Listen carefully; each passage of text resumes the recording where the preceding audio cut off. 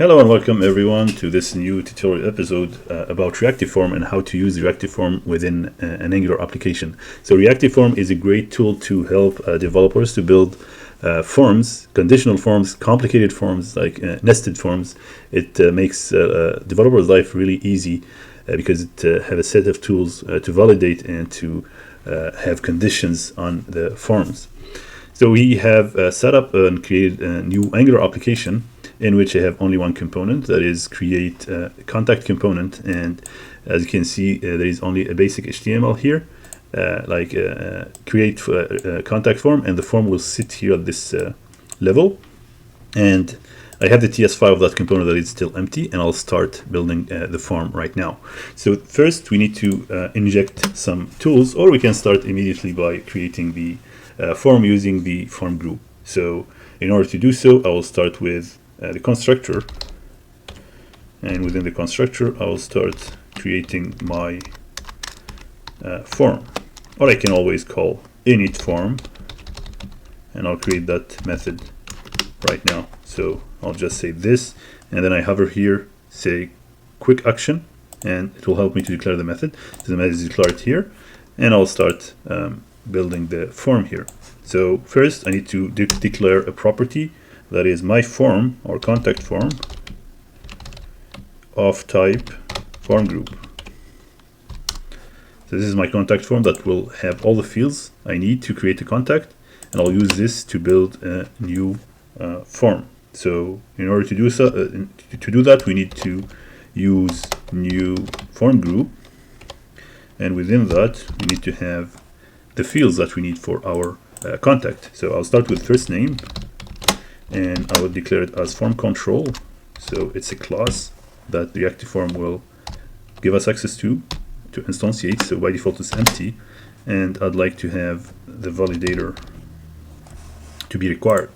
So in order to make it required, you have to do that. So this is your form, and eventually you have suggestion from the UTI with the last name, email, phone, gender, city. We can always accept them. So all these are the information that we're going to register about the contact. So each field is a form control that is inside a form group, and from the form group we can access each field, and we can subscribe to changes on each field, and we can validate each field individually, or we can extract the value individually for each nested fields in this form group. So we will start with this simple, and we're going to create our form in HTML right now. So now we have it initialized in the constructor, so we have access to this contact form within our template. So I'll just save that, and then come back here to start building the form. So first you need to start the form tag, and you need to initialize ng or form group, and you need to tag that property that we have there, which is contact form. Of course, this one here, it will complain because you need to inject the form's reactive form into your imports. Since it's a standalone component, I will have to import the reactive form module and the forms module as well here. So to do so, you just say reactive form module, and then it's automatically imported for you, and it's part of Angular forms. And then you can just say forms module right now, because you need that forms module. So that's it. These are the two things that you need to import there, and now my code will compile correctly. So I have started my form, and I'd like to call a method when I want to submit the form, or when the user submits the form. I'd like to call a method, and that method will be ng submit. So it's an output, and then on submit I'll have to generate that method. So I'll just click quick actions and declare a method on submit, and I can access that method within this. Maybe I'll change its position. I want it to be on the bottom here. So this will be called whenever I click on submit. Right now it's not implemented yet, so I'll have to add the submit buttons. So I'll say div, and then I'll put my submit button. So button, I will use the material UI Angular material button, so it's mat raised button, and I will say save contact, for example. So this is going to be my button. I'll say the type is submit. So now my form is ready to be submitted, so I can always test that by checking the current code. So now there is nothing to submit actually, but it's already ready to start submitting things. So if you want to see if the submit works fine or not, so you can just say console log here to see that actually when I click there, I can see the value of the form if you would. Very basic stuff. So now I'll just open the developer tool to see the console. And then once I click on that button, we will see that it tries to submit an empty form, so nothing is in there. You can quickly see that all the attributes that I have, they're empty right now because I didn't initialize their controls yet in the HTML templates. So we'll start initializing them. So we'll start with the first name, last name, gender, and the phone, and probably the city emails as well. So let's start. In order to do that, you'll have to you have access right now to this form group, meaning that you can access those attributes by using the attribute called form control name. So I will use material, Angular material to build this, and in Angular material you will have, so go check Angular material. We'll have some inputs from there. So I'll use the input field, go here. All I need to do is to copy this from here and use it everywhere whenever I need to have a form or a form field. So this is going to be my first name, and a placeholder you can say John. That's it. So that's your first name, and as you can see, Duty already suggested that form control name to be set to first name, meaning that this like input will have control over the value of this, and it will be validated once this is flagged as required. So all the fields are required right now. We can make them optional if you would, but let's keep them as that. So now this form here, or this input here, will have control over the first name within the reactive form, which is contact form. So when I save and I go back to the execution, so now I have a first name there. I can type test, and then when I submit, you can see that the form value is filled here. So that field is already filled. So in order to access this, you just need to say the form name dot value. So all the values, it's a JSON format, will be sitting inside this, or be stored inside this value attribute within the reactive form that you have. That's as simple as that. So now I'll have to add the other fields, but first I'd like to change this class and have this class to make it 100% width, or maybe 50% width. So I'll say width is equal to, let's say 40%, so to make it a little smaller than a full screen. So you can see here that my first name is a little bit longer. It's like going to take 40% of the screen. So now when I go back and I'd like to add the other forms, or the other form attributes. So now we go to the last name, and this is going to be, the attribute will be last name. And I go to the email, phone, and the genre. This is going to be my email. Then phone. Of course, I have to change this john.doe@domain, so the placeholder will be domain.com, for example.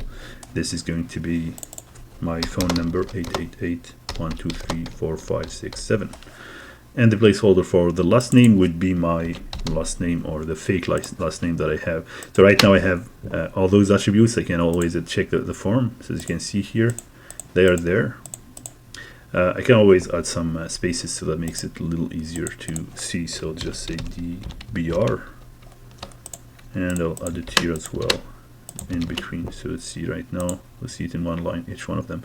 So now we are ready. So we can always click save. You can see the validation happens immediately when you click save. So let's say I enter the first name, and I'll just reset this.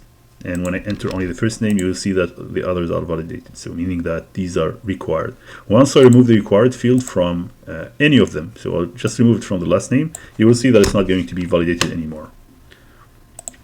So now when I say, as you can see, the star is removed from there, but the star is still on the other fields. So now if I say anything there and I validate, so only these two fields are validated because they are marked as required. So the required attribute here, it will control whether if the value that should be filled or not, or the value of that attribute should be filled or not. That's also for this validator. You can always initialize any field with a default value if you want. Let's say here I want to have John as my default first name for all those forms or any contact. So you will see that John will be filled automatically for you there. That's how you specify default name. So we'll move on and finish the form, then see how we can submit the value or how we can validate the form whenever needed. So now we are going to do the genera, and the genera will be a selector. It's not going to be a field. So I'll say genera here, or gender, and the gender will be a selector instead of an input. So we can always keep it as an input, but I'd like to have it as selector. In order to do so, I'll have to inject mat select or use mat select, and then my font control will be gender. And as you can see, .ai already suggested some stuff for me, so I'll have to clean my code, and we should be good to go. That's all for this section. Now I can always save and see the results. So now you have male and female for the genera. So I will have to add the last attribute, which is the city. And I can have it optional actually, so I'll just remove this. You can specify the city or not, it's up to you.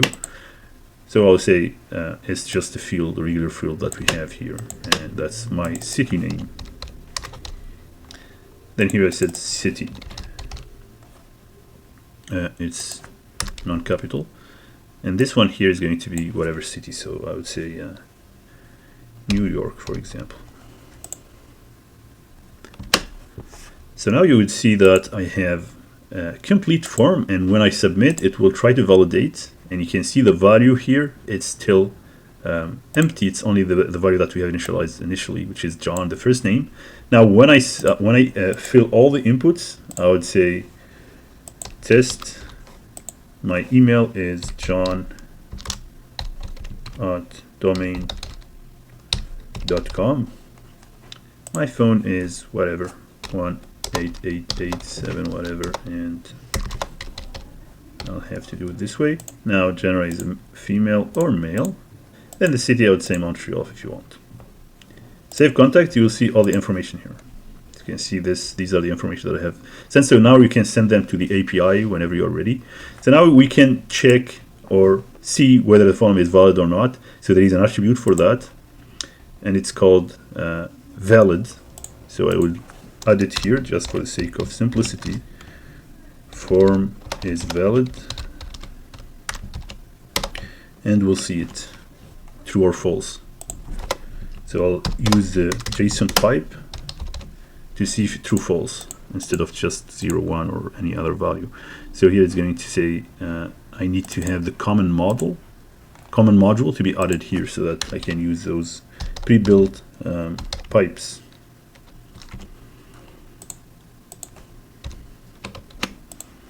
So now I can use this valid or not, and then I can check my status. So now it's not valid, and I can always fill the data to see whether if it's valid or not. So the valid will change its status whenever I fill the form to true. So this is how you validate or you check that your form is valid or not. And you can always check the value, the JSON value of your form. So I'll put it somewhere on the bottom here. I'll say P, and I'll put form value dot contact form dot value, and I will use the JSON pipe, and it will show up the value of the form while I'm typing. So you can see in real time when I type any name here, you will see it on the bottom, and then when I type anything here, you'll see it on the bottom as well. Number, see it on the bottom. Gender, you see it on the bottom as well. So now you're ready. When you click on submit, we are ready to send this information to an API or to your storage, and then that's it. So it's ready to be saved. So it's very simple and very, very accurate or very reliable to use reactive form.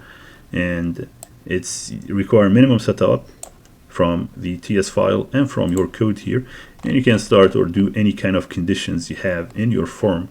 And every time you add a new field, you just need to refer to it using the attribute called form control name. Of course, you have to have the form set with the form that you have, the reactive form that you have created already. And then once you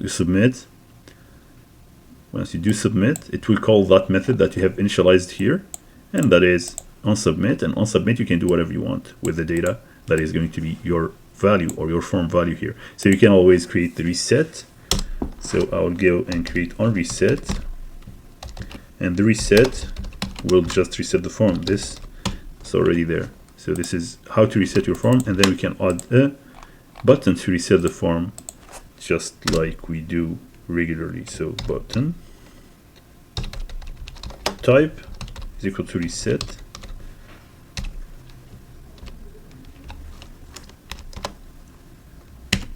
That's it. Okay. Even without creating that method, it should reset your form, since it's as you can see, you don't need to generate this method to reset the form, because when you flag the button type to be reset, it automatically will reset your form, since it's part of the same form tag. So that's it. Let me know if you have questions regarding this reactive form, and we'll see you in the next tutorial. Thank you.